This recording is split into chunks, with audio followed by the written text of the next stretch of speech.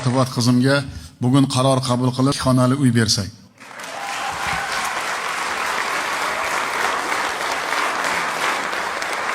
Assalomu alaykum muhtaram prezident. Men Amir va Latifat hozirgi kunda 2 nafar farzandning onasi, oliy ma'lumotli uy bekasiman, ammo chekka bir qishloqda yashayman. Tarjima bilan shug'ullanaman, ijod qilaman. Turkiya, Ozarbayjon bilan birgalikda hamkorlik olib bormoqdaman. O'zbekiston Yozuvchilar uyushmasi tomonidan Turkona nomli kitobim nashr etildi 1000 nusxada. Siz bizga, yosh ijodkorlarga yaratib bergan, qo'llab-quvvatlagan bir loyihangiz, ya'ni iste'dodli yosh ijodkorlarning an'anaviy zomin seminari ishtirokchisi bo'ldim va 10 million so'm pul mukofoti bilan taqdirlandim.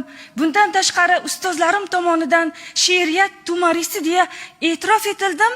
Siz bizga kuch berib, qo'llab-quvvatlab kelayotgan ekansiz. Bizning ham sizga ayollar nomidan so'zim bor. Ko'zlarimda har kun otar tong, zarra orom istaydi tanim. Ayolman deb taslim bo'lsam gar, kechirarmi meni vatanim?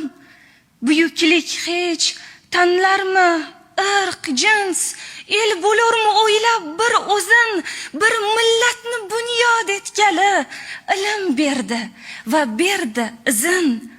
Ulg'ay turgum, ulus elatni, to ayolman, iymonman, vatan, onalari uyg'oq millatni mag'lub etib bo'lmaydi zotan.